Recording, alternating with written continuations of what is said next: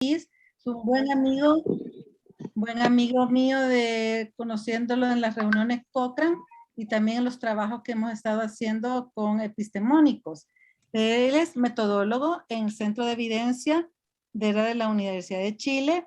También es Managing Editor en Satellite Cochrane Epoch Chile. Coordinador académico en diplomas de medicina basada en evidencia en la Pontificia Universidad Católica de Chile. Es miembro Cochrane Chile y tutor en programas de traducción del conocimiento de Cochrane Central. O sea que como están viendo, estamos teniendo pesos pesados aquí como profesoras, así es que aprovechemos al máximo, ¿verdad? Y como les decía, si tienen dudas, preguntas, etcétera, anótenlas y las hacemos al final. Así que muchas gracias, los dejo con el doctor. Sí, muchas gracias, Virginia. Agradecer la invitación primero que todo. Y lo que más rescato de la presentación es que somos unos buenos amigos hace un tiempo. Así que feliz de poder estar con ustedes. Voy a compartir pantalla. Como decía Virginia, tengo la oportunidad de trabajar con diferentes equipos en Cochrane y también en... No, mi amor, no te va a caer en la cabeza. Así que yo estoy como dispuesto, ¿cierto?, a que podamos ir resolviendo las dudas a medida que van surgiendo. Siento que eso nos permite ir avanzando sin que quede ninguna brecha de lo que estamos presentando. Bien, no va a existir ningún problema de que comparta este contenido también con Virginia luego que demos la clase, así que si se quieren concentrar nada más que en prestar atención o un apunte muy somero, no hay ningún problema, van a contar con este contenido. Bien, voy a avanzar, si bien no rápido, pero voy a ver algunas cosas de manera más superficial porque me quiero centrar en aquello que creo que genera más valor. Entonces, vamos a ver cómo se formula pregunta de investigación. Primero a modo general y después cómo la medicina basada en la evidencia se hace cargo de las preguntas, que son dos cosas un poco diferentes. Entonces, cuando generamos preguntas en investigación, ¿cierto? La que sea, no solamente solo basada en evidencia, nos vamos a ayudar de este acrónimo, ¿sí? Vamos a pensar o vamos a desarrollar, ya sea que tengamos una pregunta para una investigación, o que tengamos una pregunta, ¿cierto?, en donde podamos tener quizás alumnos a cargo, o incluso cuando queremos postular algún fondo, ¿cierto? Siempre vamos a tener que tener esto en mente. Vamos a tener que considerar que la pregunta sea factible, sea interesante, novedosa, ¿cierto? Que respete todos los aspectos éticos y que además sea relevante. En términos de la factibilidad, esto es lo crucial, en términos de que sabemos, ¿cierto?, que podemos contar con infinitas preguntas, pero siempre los recursos van a ser limitados. Entonces, recursos humanos, recursos económicos, recursos de tiempo, ¿cierto? Incluso si vamos a realizar algún estudio con pacientes, también el recurso pacientes dispuesto a colaborar también va a ser limitado. Por lo tanto, debemos primero precisar cuáles son los recursos necesarios y debemos considerar que esos recursos estén cubiertos, ¿sí? Si alguien va a aprobar, por ejemplo, una postulación a un fondo, lo primero que va a pensar es que si contamos con los recursos, además de los monetarios, contamos con los recursos necesarios para llevar a cabo estas investigaciones. El interesante siempre lo recalco, puesto que para la mayoría de nosotros las investigaciones ocurren en un entorno por fuera del trabajo. No sé si me puedes ayudar, Virginia, con ese micrófono un poquito, por favor. Entonces, por favor, compañeros, apaguemos los micrófonos. Está dando mucho feedback. El hecho de que sea interesante, esto principalmente lo recalco, ¿cierto?, cuando trabajamos con alumnos, puesto que los procesos de investigación pueden ser largos, ¿sí? Y pueden tener algunos obstáculos, por lo tanto, siempre yo los motivo a que sea de mucho interés. Con Virginia tenemos experiencia de eso, intentando publicar hace ya un rato un artículo muy interesante, pero siempre hay algunos obstáculos que hay que subsanar, entonces si no mantenemos el hecho de que sea interesante, sin duda se va a dificultar mucho más. En esto me quiero detener un poquito, porque cuando uno plantea realizar una investigación, ¿cierto? Existen como dos corrientes. De repente hay gente que nos puede decir que no hay nada muy novedoso, que la mayoría de las cosas ya se han investigado, ¿cierto? Y tenemos que entender que el hecho de que una pregunta sea novedosa, ¿cierto? Y me quedo con el párrafo que está al final, ¿cierto? Tiene que ser novedosa en relación a confirmar, refutar o ampliar los hallazgos previamente publicados. Vale decir, si yo genero una investigación, en el caso de ustedes, por ejemplo, con pacientes de El Salvador, ¿cierto? Y sabemos que las publicaciones están todas realizadas en Estados Unidos o en Europa, esa confirmación o refutar los hallazgos de los otros países es una investigación muy válida, ¿cierto? A pesar de que la pregunta ya se haya realizado en otras investigaciones. Por lo tanto, la novedad tiene que ver con seguir ampliando el conocimiento, ¿cierto? O confirmar o refutar aquellas cosas que pueden ser en un entorno local diferentes o similares en otras investigaciones. En torno a la ética, entiendo mirando el programa, ¿cierto?, que hay una clase dedicada a esto, pero principalmente es que tengamos en mente, ¿cierto?, de que nuestra investigación tiene obviamente resguardo ético hacia el paciente, y si no tenemos un conocimiento a cabalidad de qué es lo que significa eso, que nos hagamos asesorar por un comité de ética y que ojalá la investigación pase, ¿cierto?, por un comité de ética antes de que sea realizada, ¿ya? En muchas instituciones que hacen investigaciones en ocasiones no toman el tiempo, ¿cierto?, o el interés de realizar un comité de ética, pero esto es muy relevante puesto que la seguridad, ¿cierto?, del paciente, no solamente de no hacer un daño, sino de que el paciente comprenda a qué intervención se va a someter, que lo legal esté cubierto, ¿cierto?, tanto para el paciente como para los tratantes, los evaluadores. Eso es muy importante. Y lo básico, ¿cierto?, es el consentimiento informado para invitar a participar a los pacientes a las investigaciones.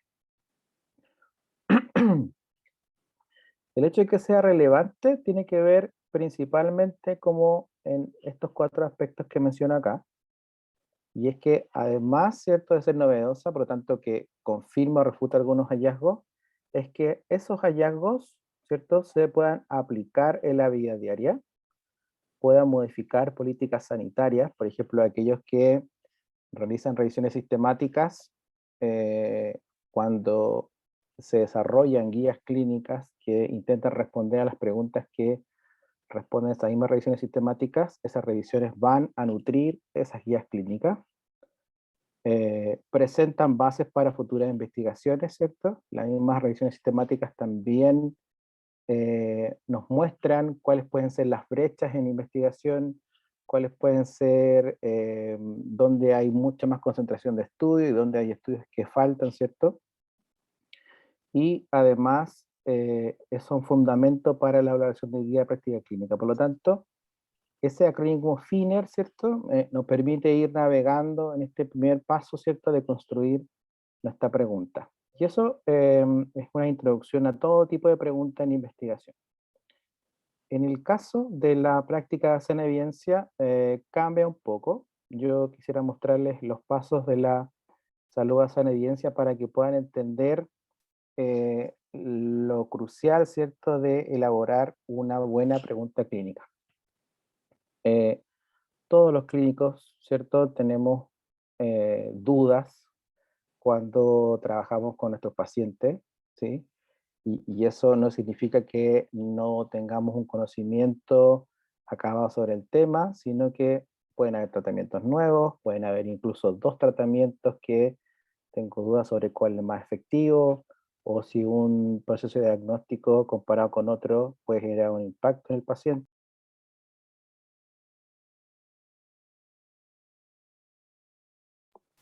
Perdón.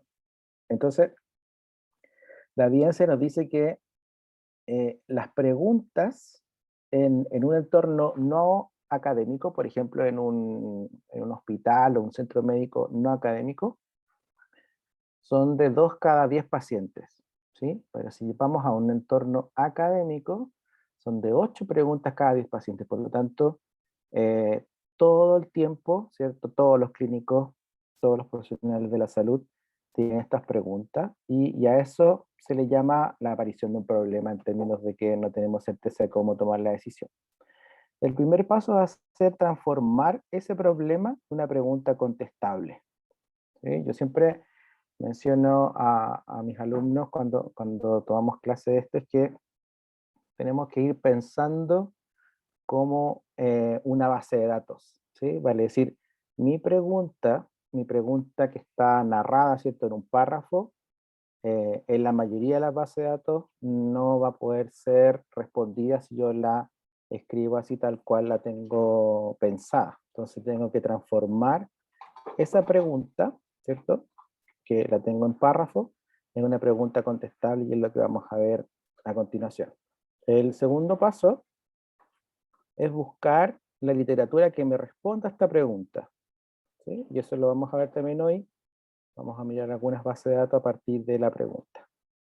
Hay luego la apreciación crítica de lo que encuentro, ¿cierto? Y la salud basada en evidencia promueve el generar resúmenes de esto que encontré, puesto que intentamos, ¿cierto?, hacer apreciación crítica, resumen y poder compartir con los colegas lo que uno encuentra.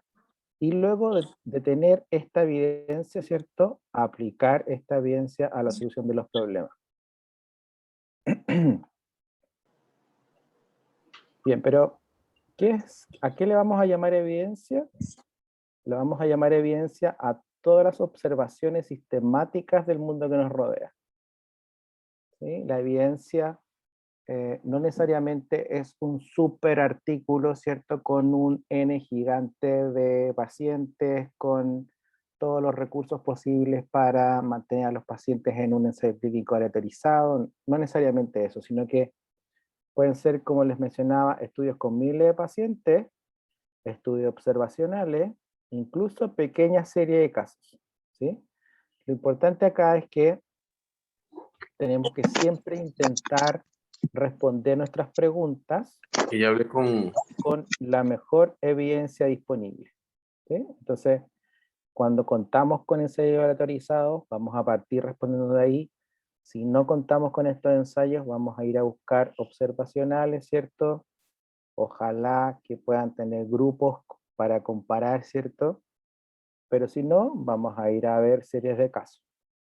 Por lo tanto, la evidencia, cuando hablamos de salud basada en evidencia, de práctica basada en evidencia o de medicina basada en evidencia, nos referimos a estudios, ¿cierto?, que han sido observados de manera sistemática. O sea, que uno cuando los lee, entiende que hay un método de reclutación de pacientes, hay un método de la selección, hay un método de intervención, ¿cierto?, de cómo se mide. Todo eso tiene un sistema, ¿cierto? Y eso es lo que permite que se considere como evidencia. Bien, ¿por qué la necesidad de plantear una buena pregunta? Porque, por supuesto, cuando defino bien la pregunta, defino el problema, ¿sí? Y eso que pareciera ser un poco lógico, ¿cierto? No lo es tanto en términos de que si yo no defino bien la pregunta, puede ser que incluso miembros de un mismo equipo de investigación tengan diferentes conceptos de lo que estamos intentando investigar, ¿ya? O sea, puede ser que, considerando la experiencia propia, ¿cierto?, cada uno vea el problema de su punto de vista, ¿cierto? En cambio, cuando yo defino bien la pregunta, unificamos en el equipo, ¿cierto?, cuál es el problema que queremos resolver. Por supuesto que si yo defino bien la pregunta, facilita la estrategia de búsqueda, ¿sí? Las bases de datos tienen una forma de indexar los artículos que es muy específica. Entonces, si yo tengo la posibilidad de desarrollar una buena pregunta, va a ser mucho más sencillo llegar, ¿cierto?, a la evidencia que responde a esa pregunta. Aquí tenemos una captura, ¿cierto?, de PubMed. Este es el PubMed antiguo, ahora cambió un poco, pero principalmente para graficar la cantidad de citas, ¿cierto? Ahora hay mucho más de 30 millones. Entonces, tenemos una caja acá abierta en donde yo voy a colocar algunos términos y esos términos van a nadar, ¿cierto? Y van a bucear buscando mi respuesta en este mar, ¿cierto? De citas, en este mar de más de 30 millones de citas. Entonces, se hace necesario poder entender, ¿cierto? Y tener habilidades para generar una buena pregunta. Si yo defino bien la pregunta, defino también el diseño del estudio. ¿Sí? Entonces, en la medida que yo conozco si la pregunta es de intervención, si es de diagnóstico, ¿cierto? Voy a también identificar cuál es el diseño del estudio de los artículos que debo buscar. Por lo tanto, la pregunta también me ayuda a definir el diseño del estudio de lo que voy a realizar o lo que voy a buscar. Entonces, ¿cómo defino una buena pregunta? Primero, identificando el ámbito de la pregunta. ¿Sí? Entonces, primero voy a preguntar, cuando tengo en mi cabeza esa pregunta en párrafo, definir, ¿cierto?, si es una pregunta de intervención, si es una pregunta de diagnóstico, ¿cierto? Si es de diagnóstico, tendré que buscar algún estudio con gold estándar, ¿cierto? Si es de intervención, ojalá encontrar estudios que son randomizados, ¿cierto? O quizás voy a buscar una pregunta que es de etiología. Entonces, cuando yo defino el ámbito, ¿cierto? Defino muy bien el diseño de lo que quiero buscar. Y obviamente la pregunta, ¿cierto?, es formulando adecuadamente las preguntas de investigación. Aquí tenemos una tabla, ¿cierto?, donde les organicé el tipo de preguntas, ¿cierto?, por su dominio, y qué es lo que hace cada una de las preguntas. Entonces, la de diagnóstico, obviamente vamos a evaluar la prueba, ¿cierto? La de etiología queremos conocer las causas. Cuando hablamos de pronóstico, queremos ver cómo hay factores que van a influir, ¿cierto?, sobre la historia natural de la enfermedad. Tratamiento, la respuesta, ¿cierto?, a una intervención o a dos intervenciones y ver cómo se comportan los desenlaces. Y también hay otro tipo de preguntas que son menos abordadas, ¿cierto?, en el término como de preguntas de investigación mucho más sencillas, pero también uno podría hacer una evaluación de costo-beneficio, ¿cierto?, haciendo un análisis económico. Bien, entonces, dicho eso, las preguntas se van a dividir en dos grandes grupos. Van a existir preguntas que le llamamos de preparación y preguntas que le llamamos de acción. Entonces, las preguntas de preparación son preguntas que, aquí como vemos hay un estudiante, entonces las preguntas de preparación ocurren mucho, ¿cierto? Por esto el gráfico está más grande acá, ¿cierto? El área es mucho mayor. Ocurren mucho cuando yo estoy estudiando, cuando tengo menos experiencia en un tema, entonces van a ser preguntas que cuando las respondo, no necesariamente, ¿cierto?, puedo tomar un curso de acción. Diferente es cuando ya tengo contacto con pacientes, ¿cierto? Y la experiencia clínica ha aumentado. Vemos que surgen estas preguntas de acción que cuando yo las respondo, puedo tomar un curso de acción con los pacientes.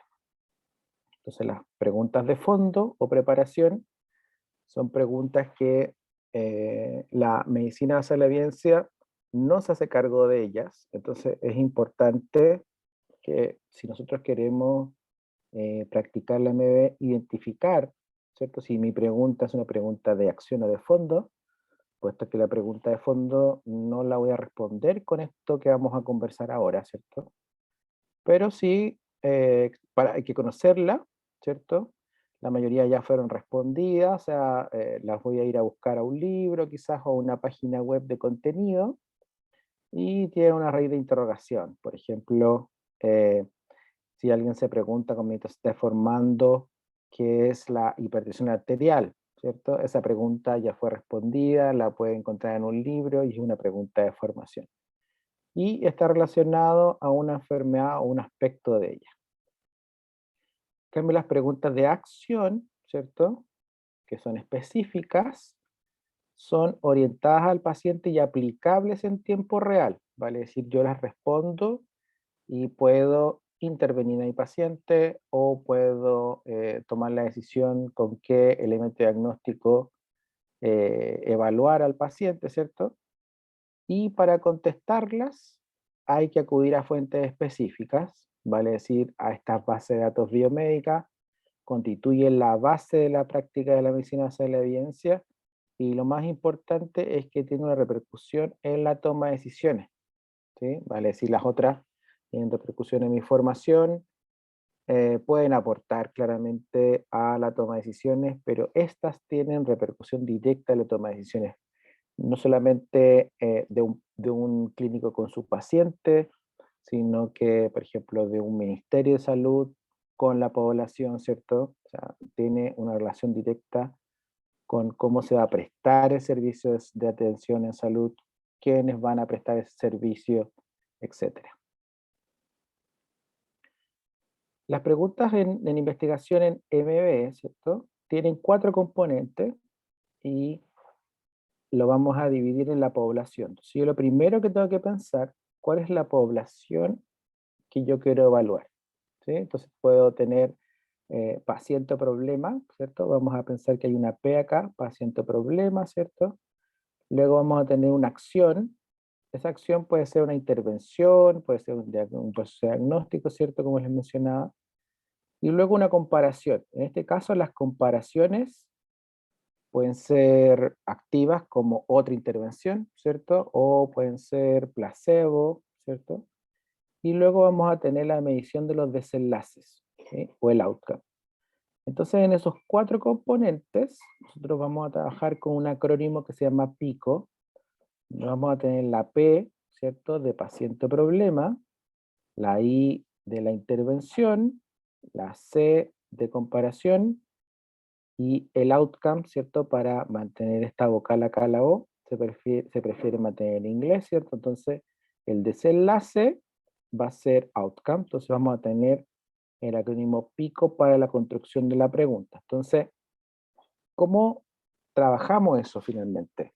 Voy a mirar mi reloj para no pasarme, estoy bien. Entonces, la pregunta, como yo le mencionaba, surge primero en un lenguaje natural. Vale decir, yo me puedo preguntar, ¿cierto?, si la vitamina C es efectiva para el resfrío común. Entonces, la población, ¿cierto?, va a ser personas con resfrío. La intervención va a ser vitamina C. El comparador, en este caso no quiero comparar con nada, ¿cierto? Quiero ver nada más si la intervención tiene alguna efectividad, y el resultado puede ser, por ejemplo, prevención de resfrío, o puede ser una baja en los síntomas, ¿sí?, o un alivio de los síntomas, o una disminución en los días, ¿cierto?, que puede durar este resfriado. Entonces, con lenguaje natural, yo comienzo a identificar, ¿cierto?, distintos componentes de la pregunta y los voy separando. Las bases de datos, ¿cierto?, en su mayoría cuentan con diccionarios de términos, ¿sí? Yo creo que más de algunos, si tuvo la oportunidad de trabajar con PubMed, pudo ver estos diccionarios de términos. Entonces acá yo les voy a dejar el diccionario, ¿cierto?, el link al diccionario del PubMed, que se llama Mech, ¿sí?, el diccionario de Vireme, que se llama Dex. La diferencia es que acá, en Dex, vamos a encontrar palabras que están en portugués, y con esos dos ya uno podría encontrar términos indexados para lo que es el lenguaje natural. Entonces, si yo, por ejemplo, tengo aquí el término resfrío común, ¿cierto? Voy a buscar en Mech cómo se escribe o cómo está indexado ese término resfrío común. Lo más probable es que lo tenga que buscar en inglés para que me dé el término, ¿cierto? Y si quiero buscar alguna intervención que puede ser mucho más local, por ejemplo, si quiero ver si para el resfrío común sirve alguna planta, ¿cierto? Alguna hierba que sea más local, puedo incluso buscar en Dex, puesto que ahí se publican todos esos artículos más locales. Y con esas dos columnas ya bastaría. Lo otro que yo sugiero es que uno pueda ir a otras páginas web, ¿cierto? Por ejemplo, acá está una página de un libro electrónico que se llama UpToDate, en donde podemos encontrar también cuáles son los términos más aceptados. ¿Ah? Entonces, por ejemplo, si el resfrío, ¿cierto? Tiene diferentes sinónimos, lo vamos a encontrar acá también. Si uno quiere hacer una búsqueda mucho más exhaustiva, ¿cierto? Si estamos pensando no solamente en responder una pregunta rápida para tomar una acción con mi paciente, sino que quiero generar a lo mejor un reporte de evidencia o algún resumen, ¿cierto? Lo que yo sugiero es que además puedan buscar revisiones sistemáticas que aborden, aunque sea un componente de la pregunta. Por ejemplo, si mi pregunta fuera vitamina C para resfrío, ¿cierto? La pregunta completa, yo podría buscar revisiones sistemáticas que hablen de vitamina C y dolor musculoesquelético, por ejemplo. ¿Sí? Puede ser que la comparación sea un poco extraña, pero a lo que voy es que yo puedo de las revisiones sistemáticas que no aborden mi pregunta, pero sí abordan un componente de la pregunta, yo puedo reciclar, ¿cierto? Esa parte del componente de la estrategia y sumarlo luego al componente resfrío común, a pesar de que yo saqué este componente de vitamina de otra estrategia de búsqueda. En términos de uso de booleano, ¿cierto? De este booleano AND y este booleano OR, cuando yo estoy hablando de términos que son sinónimos, o sea, en una fila, voy a colocar solamente sinónimos de la población, ¿cierto? Aquí a lo mejor el lenguaje natural voy a poner resfrío común, aquí a lo mejor voy a colocar common cold, ¿cierto? Y acá a lo mejor otro término que desconozco en portugués, entonces voy a colocar sinónimos en una fila, y cada uno de esos sinónimos, como quiero que la base de datos los busque a todos, voy a ir colocando OR entre medio de cada uno. Lo voy a mostrar ahora en un ejemplo, pero lo comienzo a señalar ahora. Empiezo a colocar sinónimos, entonces todos van a ir en un gran paréntesis con un OR. Cuando tengo todos mis términos de cada componente, ¿cierto? Por ejemplo, cuando tengo paréntesis y toda la población, con las palabras unidas con un OR, cerrando paréntesis, lo que está en distintas filas lo voy a unir con este booleano que se llama AND. ¿Sí? Si recordamos la teoría de conjuntos, con esta estoy sumando información, pero con esta estoy haciendo intersecciones en la información. Entonces nada más le estoy diciendo, ¿cierto? Que estoy buscando población con resfrío común, o sea, artículos, perdón, con resfrío común y que además traten con vitamina C, esa condición. Entonces yo uso el booleano AND para unir todo lo que lo que haya agrupado en cada fila. ¿Sí? Bien, para ir cerrando el módulo de preguntas, ¿cierto?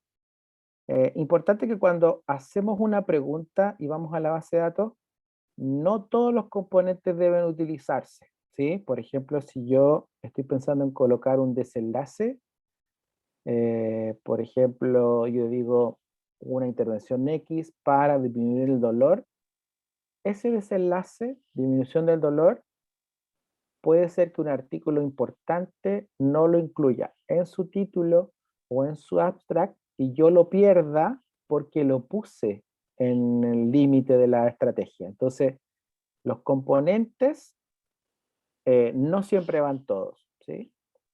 Una búsqueda con pocos términos es mucho más segura. Entonces, si yo tengo uno o dos términos de cada componente, va a ser mucho más segura que empezar a sumar todos los sinónimos, puesto que se va a generar una explosión muy grande de resultados y me va a costar mucho llegar a la respuesta, ¿sí?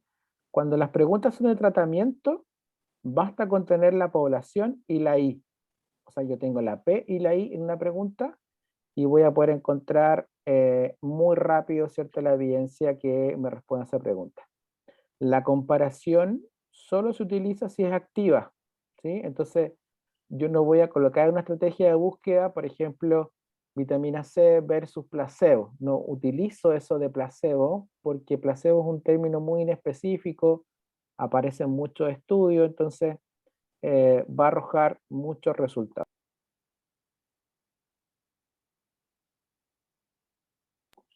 Como les decía, el desenlace no es parte, ¿cierto?, de la estrategia y obviamente vamos a evitar términos no específicos o no relacionados como escribir la palabra tratamiento, prevención, diagnóstico. Eso sería contraproducente. Entonces, me gustaría, estoy súper bien, me quedan 25 minutitos para hacer un par de búsquedas, pero me gustaría ver si hay alguna duda, ¿cierto?, que liberen sin ningún inconveniente sus micrófonos y vayamos resolviendo si hay alguna duda.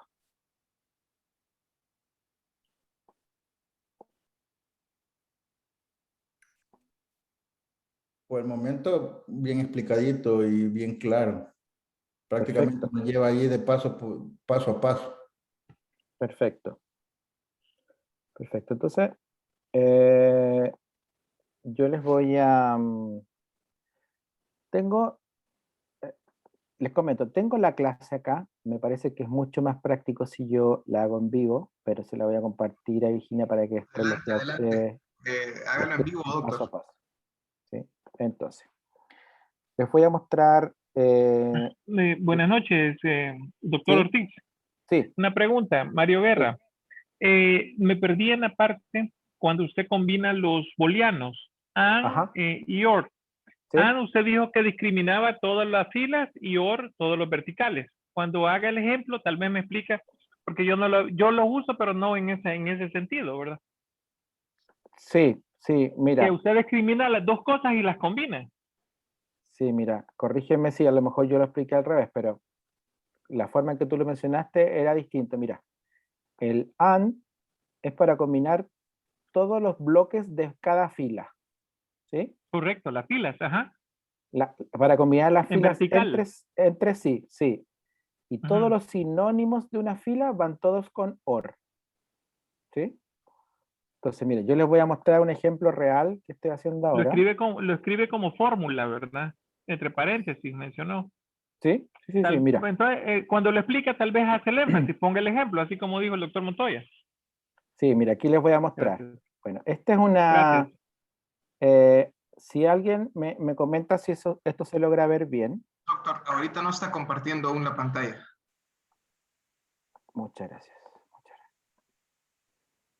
Ahí sí. Ahora sí. ¿Sí? Ahí sí. Entonces, miren, les voy a mostrar que es una estrategia real que estoy haciendo ahora para un proyecto de investigación. Entonces, acá yo tengo todos mis sinónimos de cambio de comportamiento, ¿sí? Entonces, ustedes logran ver, yo lo que hice fue buscar en distintas bases de datos, ¿cierto?, que es la que ustedes van a tener ahí en la clase, distintos sinónimos de esta técnica de cambio de comportamiento. Entonces está economía, comportamiento, cambio de comportamiento, y va cambiando, ¿cierto?, las distintas variantes de este término. Hay algunas, ¿cierto?, que yo voy a hacer acá, por ejemplo aquí, sobre dieta. Entonces, como ya pueden ver, estoy tratando de mezclar técnicas de cambio de comportamiento, ¿cierto?, y dieta. Entonces, tengo en este gran bloque, esto que está acá arriba, son todas las estrategias, todos los términos, perdón, que es la pregunta que me hacían recién. Lo que yo hice fue colocarlas todas en una misma fila, ¿cierto? Porque son sinónimos, pero los uno con un OR, ¿sí? Entonces, yo aquí marqué todos mis OR.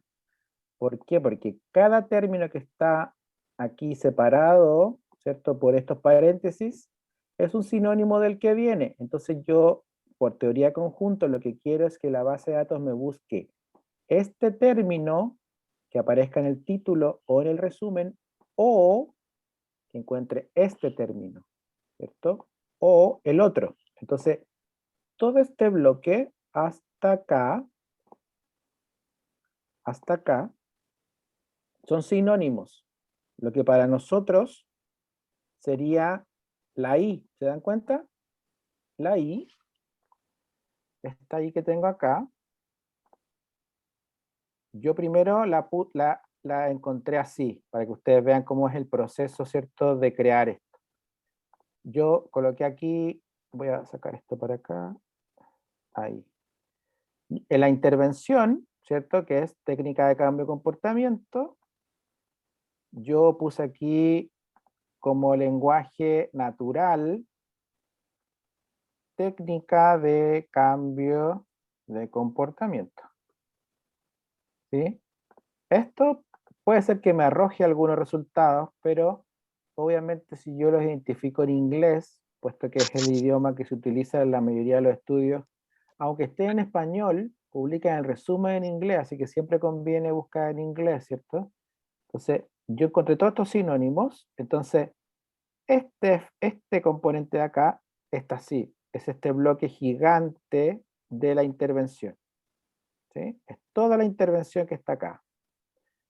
Y la población, ¿sí?, la que estoy usando acá para este ejemplo, voy a usar este de tabaco. Entonces aquí busqué términos de tabaco, ¿sí?, porque lo que yo quiero es que la población sea tabaco, gente que tiene hábito tabáquico.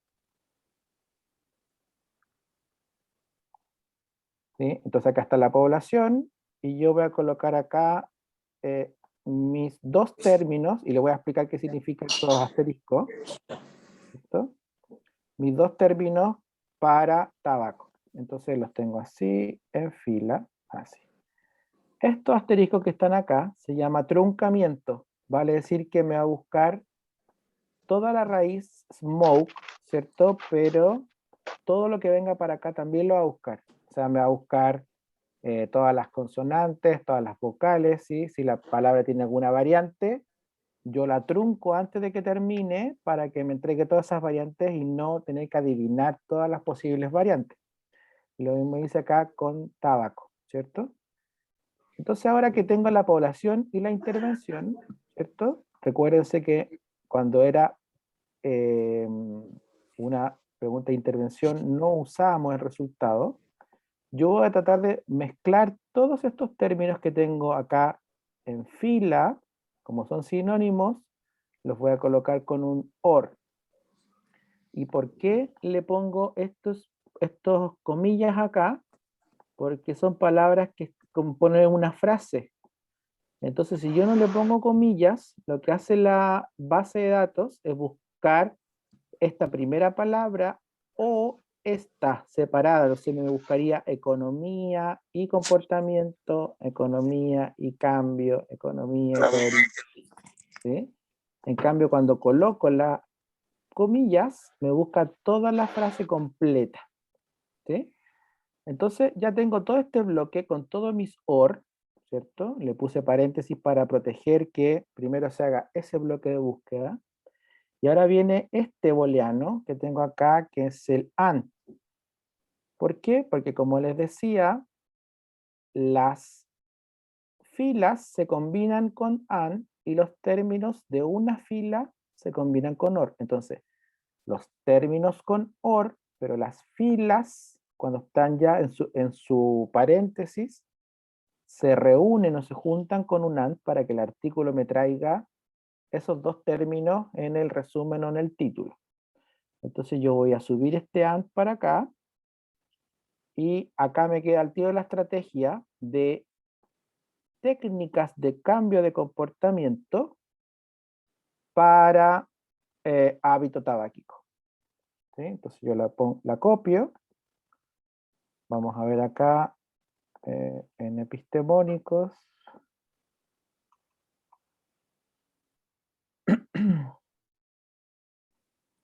Entonces la puedo pegar acá directamente y voy a ver qué resulta. Entonces tengo 33 acá y voy a ir a PubMed.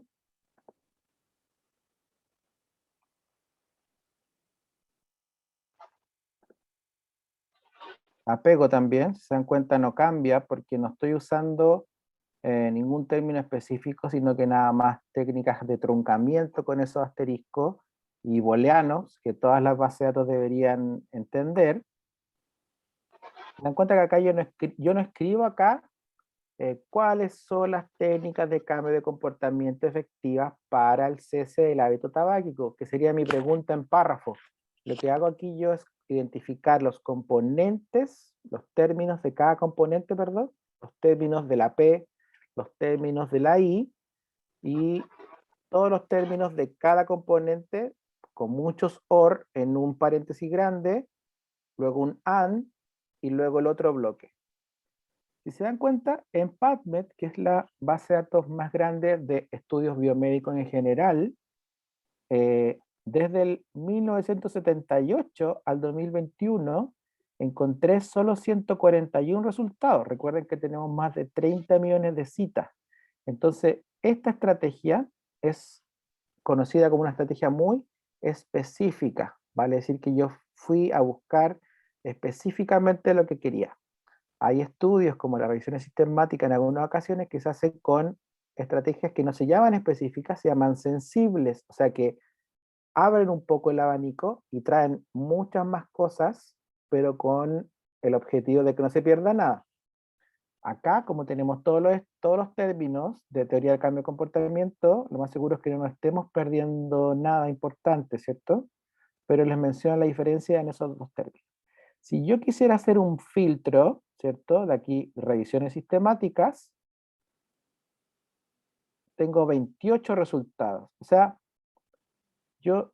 a mí, que llevo mucho tiempo, todavía me impresiona, ¿cierto? El hecho de que si uno tiene una buena estrategia, la facilidad, ¿cierto? Nos acabamos de demorar 5 minutos de encontrar el resultado específico de lo que yo quiero, ¿sí?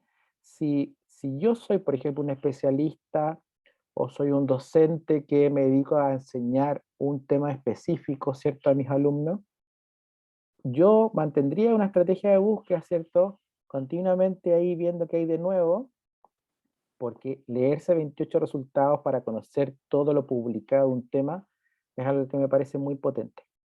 Esta base de datos, si se dan cuenta, yo ya estuve trabajando con algunas cosas, entonces están como en moradito, pero si nos damos cuenta, me va pintando de negro, ¿cierto? Las cosas que están como en mi estrategia, ¿sí? Y claramente la mayoría tiene que ver con eso. En Epistemónicos, que es una base de datos que mantiene una fundación acá en Chile, pero que ya tiene mucha presencia en todo el mundo, ¿cierto? Sobre todo a partir de la colaboración que hizo con Cochrane, encontramos 33 revisiones. Y esto es porque tengo más, ¿cierto? Es porque Epistemónicos se especializa en revisiones sistemáticas. Entonces, acá en PubMed yo tengo más de 30 millones de citas, ¿cierto? Porque están todos los tipos de estudios, están libros biomédicos, algunos también. En cambio, Epistemónicos, que yo creo que vale la pena mencionarles porque siempre nos centramos en esta base de datos, nos especializamos, ¿cierto?, en revisiones sistemáticas, por lo tanto, cuando yo quiero tomar una decisión, ¿cierto?, obviamente tengo que buscar el mejor diseño disponible, y ese mejor diseño va a ser la revisión sistemática, ¿cierto? También puedo filtrar por año, entonces consideremos que estas técnicas de cambio de comportamiento, quizás hace 10 años ya tiene un poco el boom, ¿cierto?, de estas publicaciones, un poco más moderno, o sea, tengo 27, y Epistemónicos me da la certeza de que si yo voy a ver sus métodos, esta base de datos busca en todas las otras bases de datos importantes. Entonces, yo no tengo que hacer una búsqueda en Cochrane, tampoco tengo que buscar independientemente en PubMed, en Embase, en CINAHL, en Scienceinfo, Lilacs, porque esta base de datos trae continuamente todo lo que se publica en estas otras bases de datos y que tiene, ya sea en el título o en el resumen, ¿cierto? La palabra Systematic Review o Review o Systematic, la va trayendo a esta base de datos, se analiza y un grupo de colaboradores humanos después va mirando qué cosa se va ingresando. Entonces, ustedes ya pueden ver, hoy día estamos a 17, ¿cierto? Y PubMed fue revisado hoy. ¿Sí? Hay algunas que publican menos periódicamente, entonces fueron revisadas hace una semana, pero la mayoría, ¿cierto?, está muy actualizada. Las que no, por ejemplo, como DARE, es porque DARE dejó de existir, ¿cierto? No generó más récord desde el 2015, entonces la última revisión de epistemónico en DARE fue en el 2017, entonces está todo DARE en esta plataforma y así.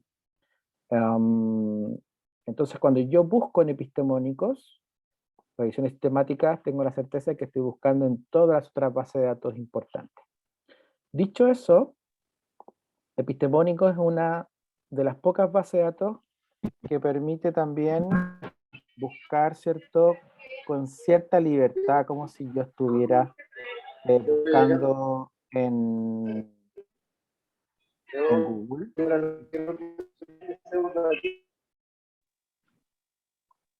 ¿Sí? Perdón, un poco lento. Es que casi no se oye con mi computadora, no sé por qué. Sí, ahí está. Entonces, si se dieron cuenta, yo busqué cambio de comportamiento, la base de datos hizo la traducción por mí y me buscó. Aquí se me perdieron 2 revisiones, habría que buscar cuáles se me pierden, ¿cierto? Pero efectivamente hizo una búsqueda muy similar a la anterior cuando yo utilicé una estrategia muy grande y muy desarrollada. Entonces tenemos esos 2 caminos: desarrollar una estrategia muy específica para buscar en base de datos como PubMed, ¿cierto? O generar preguntas un poco más abiertas en epistemónicos y aprovechar la tecnología de esta base de datos que permite hacer búsquedas sin tanto desarrollo de estrategias de búsqueda. Me quedan unos minutitos, les voy a mostrar una última plataforma que está intentando romper con esta barrera, ¿cierto?, que las personas sepan hacer estrategias de búsqueda, que es la plataforma LOB, ¿cierto?, que es Living of Evidence, ¿cierto?, que también proviene de la base de datos epistemónicos, ¿cierto? Y acá buscamos por términos, ¿cierto? Vamos a ingresar a la de COVID, que es la más grande del mundo. Y lo primero que yo selecciono acá es el dominio de la pregunta. Entonces yo digo prevención, ¿cierto?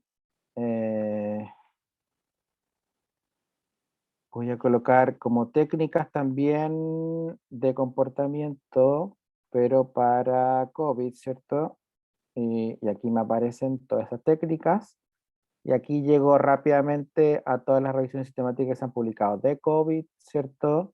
Para técnicas de cambio de comportamiento sociales o de sistemas de salud para tratar esta enfermedad, ¿cierto? O prevenirla, porque ese fue el dominio que señalé acá.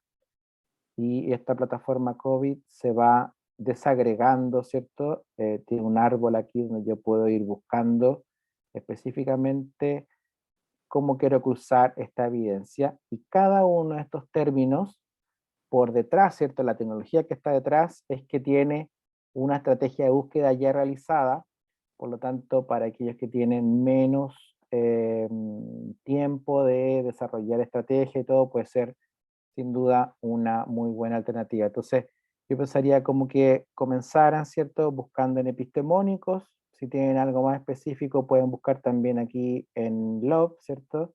Van buscando acá por términos, y esto van a tener distintos LOB, distintos árboles. Y PubMed, yo pensaría que si queremos hacer una investigación mucho más exhaustiva, hay que desarrollar una estrategia de búsqueda muy específica, y además el registro es mucho más grande, entonces podemos traer mucho más contenido que no necesariamente sea el que necesitamos para responder la pregunta.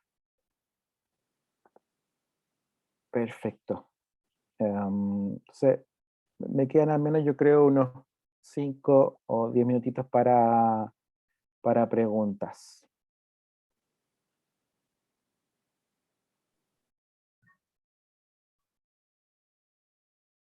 Luis Ortiz, tengo una pregunta. Cuénteme. Harold Córdoba. Hola, Harold. Las comillas y los Ajá. paréntesis, Ajá. ¿se colocan automático o tenemos que ponerlos cada Buena, vez que escribimos la palabra? buena pregunta, mira. Cuando yo trabajo en epistemónicos tiene una función que es bien interesante. Mira, si yo voy acá a la búsqueda avanzada, cada cosa que yo coloque acá,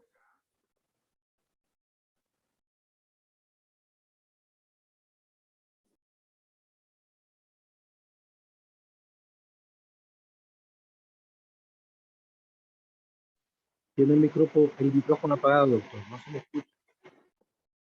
aquí, ahora sí, sí, el hospedador yo creo que pasó a llevar a... Entonces, cuando yo coloco acá vitamina C, ¿cierto? En este buscador que es la búsqueda avanzada de epistemónicos tiene una tecnología bien interesante atrás que va automáticamente colocando los paréntesis. ¿Sí?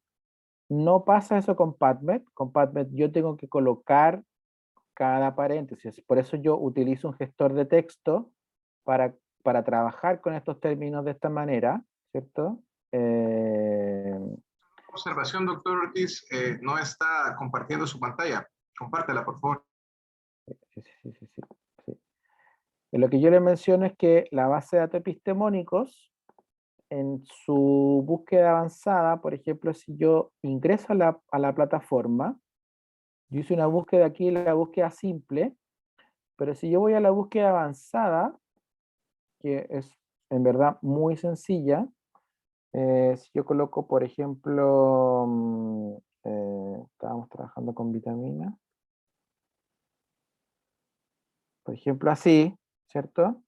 Como ustedes pueden ver acá, en el apartado donde está desarrollando la estrategia, epistemónica automáticamente me encierra en paréntesis y además me dice, mira, voy a buscar vitamina C en el título o en el resumen.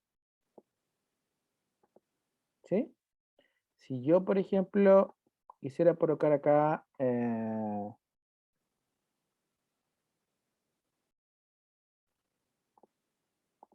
perdón, está un poco lento.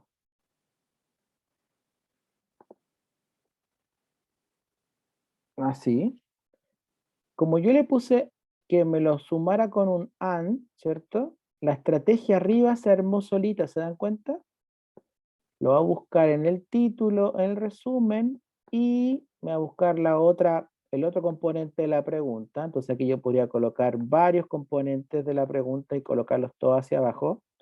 Y si tengo sinónimos, lo puedo cambiar con un OR, por ejemplo. O si de repente quiero excluir algo, puedo colocar not para excluir. ¿Sí?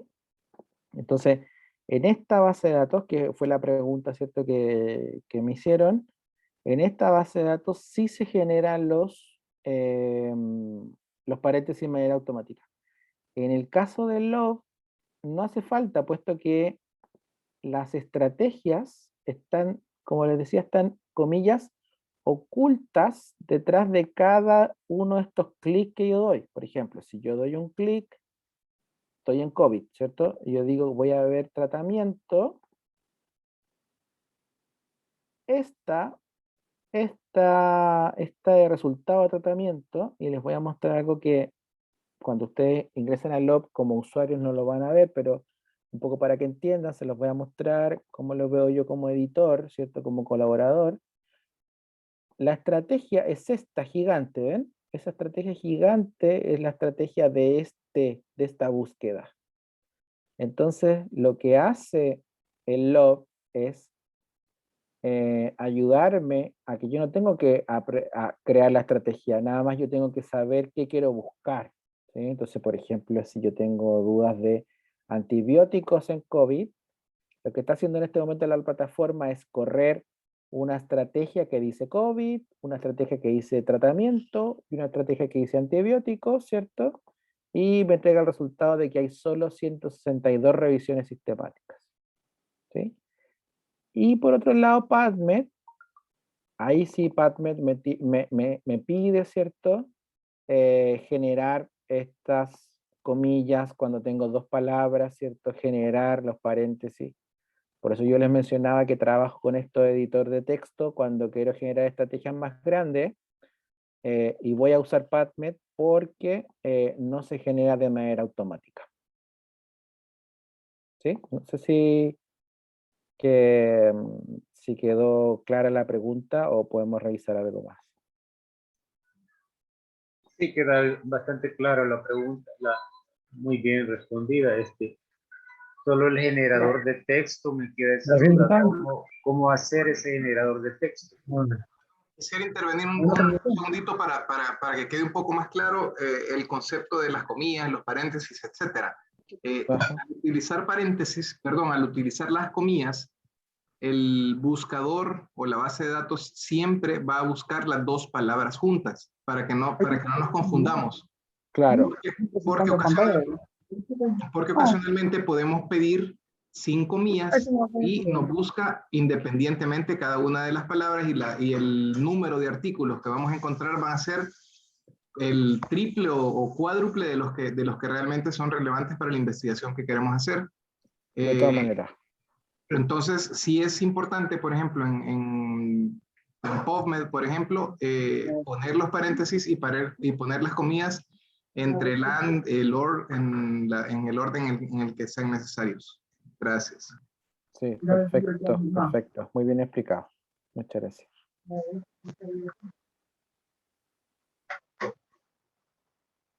Sí, entonces como les mencioné en la clase, ¿cierto? El tener una pregunta muy bien desarrollada nos va a ayudar a encontrar, ¿cierto? Lo que necesitamos. Ustedes lo pudieron ver en el ejemplo.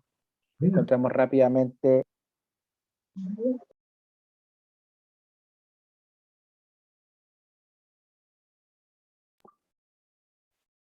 Bien, no sé si hay más dudas.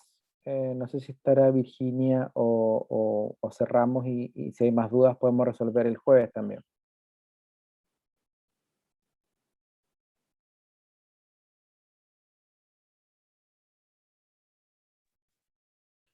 Bueno, agradecerle, Luis, realmente una clase bastante práctica y bueno, nos llevó prácticamente paso a paso y ya queda bastante claro cómo se hacen este tipo de búsquedas. Obviamente pues necesitamos práctica porque si no se practica no se olvida. De todas maneras. Muchas gracias, Luis, de verdad, en nombre de la asociación, por el esfuerzo, por el desvelo. Realmente sabemos que este esfuerzo significa mucho de parte suya por estar 2 horas adelante de la nuestra. Ya prácticamente estamos a medianoche allá en su país. Gracias por el esfuerzo y creo que todos estamos aprovechando mucho todos esos conocimientos. Sí, compañeros, aprovechen para preguntar. Porque acuérdense que nosotros acá nos enseñan a conformar el marco teórico a puro libro. Son pocos los que se apoyan en estas búsquedas bibliográficas actualizadas. Y una pregunta de investigación tiene que partir de la incertidumbre. O sea, de que nosotros estamos seguros de que hasta dónde o a qué nivel ha llegado la evidencia científica. Como decía Luis, una evidencia puede ser, por ejemplo, que está en serie de casos. Nosotros ya queremos pasarlo a otro nivel. Pero no podemos ignorar lo que ya está ahorita existiendo al inicio, antes de nuestra investigación. O sea, no puede haber una investigación sin teoría, pero la teoría no es la teoría del libro. La teoría es también hasta dónde está en lo publicado, lo ideal sería también hasta en la literatura gris con respecto al tema del cual yo voy a partir, ¿verdad? Y así también hasta puedo, si es posible, ¿verdad? Éticamente hablando, superar el diseño de lo que actualmente está existente y así aportar un mayor nivel científico al conocimiento e irlo creciendo. Como les decía yo al inicio, de que nosotros parecemos estar en una banda sin fin, repitiendo la pregunta, repitiendo lo mismo en las investigaciones. Y encontramos cosas interesantes, pero que deberíamos de luego saltar a otro nivel. Y también acompañados de lo que a nivel internacional se va publicando para no seguir repitiendo los temas, ¿verdad? Y es importante esta parte de movernos en las bases de datos, ¿verdad? Es muy bonita la plataforma de Epistemónicos y Log, ¿verdad? Fascinante que se los haya presentado a alguien de primera mano, ¿verdad? También en PubMed, creo que la Universidad de El Salvador nos permite bajar los artículos a través de INARI, no sé cómo está ahorita, ¿verdad? Pero cada institución creo que lo tiene, Seguro Social, Militar, y de esta forma irnos explicándole también a nuestros estudiantes que cuando hablamos del estado actual del problema, nos estamos refiriendo a eso que al momento, cómo está ese tema científicamente, a qué nivel ha llegado, ¿verdad? Y no que salgo yo a la calle a ver qué es lo que miro, ¿verdad? Como nos dicen acá. Si me permite, Virginia, Sí, dale, contar una experiencia, ¿cierto? Que este tipo de mecanismo de búsqueda, ¿cierto? El centro de evidencia donde yo trabajo, incluso estamos apoyando a estudiantes de doctorado de carreras que son diferentes de la salud, puesto que este tipo de búsqueda o cómo se hacen estas búsquedas permite generar, como decías tú, marcos teóricos para tesis que no necesariamente van a terminar o en una revisión sistemática, que fue lo que más expliqué hoy día, pero este concepto, ¿cierto?, de generar una estructura de pregunta y de cómo unir los booleanos, ¿cierto?, más el uso de paréntesis, comilla y truncamiento, nos permite buscar evidencia, entiéndase evidencia como un respaldo, ¿cierto? Si yo quiero hacer una tesis, o si estamos impulsando, por ejemplo, que los profesores hagan búsquedas para diseñar sus clases en la Universidad Católica. Entonces, es lo que mencionas tú, finalmente, esto que tiene, y mostré yo hoy día algunas cositas, ¿cierto? Para que uno pueda empezar a practicar, ¿cierto? Es lo mismo que hacemos con estudiantes de doctorado, lo mismo que enseñamos en el diplomado, lo que enseñamos en el magíster. Así que a practicar, como decía un colega, ¿cierto? Y si te parece, María Virginia, como tú hablaste de literatura gris, yo podría tomar algunos puntos, ¿cierto?, de literatura gris, explicarlos en unos 5 minutos el próximo jueves, para que también puedan ver cómo hacemos esa búsqueda en esas bases de datos. Claro que sí, fabuloso. Mira, fabuloso si tomas esos 5 minutos. Creo que todos estarían de acuerdo. Bien. De hecho, doctora, yo una de las sugerencias que estaba leyendo con otro y platicando con otros compañeros es que, pues, aunque sea tal vez un par de ejercicios sencillos que nos dejaran para poder nosotros practicar, porque definitivamente, como usted lo dice, pues a veces tenemos la costumbre de escuchar estas charlas que son sumamente interesantes y Luis Ortiz, pues bueno, prácticamente nos ha llevado de la mano paso por paso, pero es necesario que también nosotros como estudiantes de este curso, pues practiquemos, aunque sea de forma sencilla, para ir agarrando esa confianza con la computadora y para ir practicando cómo hacer las búsquedas sistemáticas a través de los respectivos buscadores. Sí, me parece muy bien. Si se animan a hacer algunas búsquedas ustedes en sus temas preferidos y las discutimos el jueves, ¿verdad? ¿Qué es lo que encontraron? ¿Cómo lo encontraron? ¿Verdad? Sí, de todas y maneras. presentar sus cadenas de búsqueda. De todas maneras. Aquí hay algo, dice doctor Montoya, doctor Córdoba, respecto a su pregunta del editor de texto. Solo lo utilizo para copiar y pegar en las líneas de búsqueda cuando los parámetros... Ajá. Sí, bueno, este editor se llama Sublime. Lo que me permite es que, por ejemplo, si yo pongo una comilla, me escribe las dos al tiro, entonces yo escribo y no me olvido de colocarla, no me olvido de colocar efectivamente las dos comillas. Voy a demostrar acá.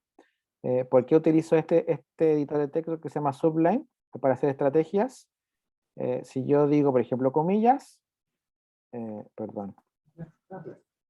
Si yo escribo unas comillas, esas comillas se hacen al tiro por duplicado, ¿ven? Entonces yo después escribo acá dolor, ¿cierto? Cervical.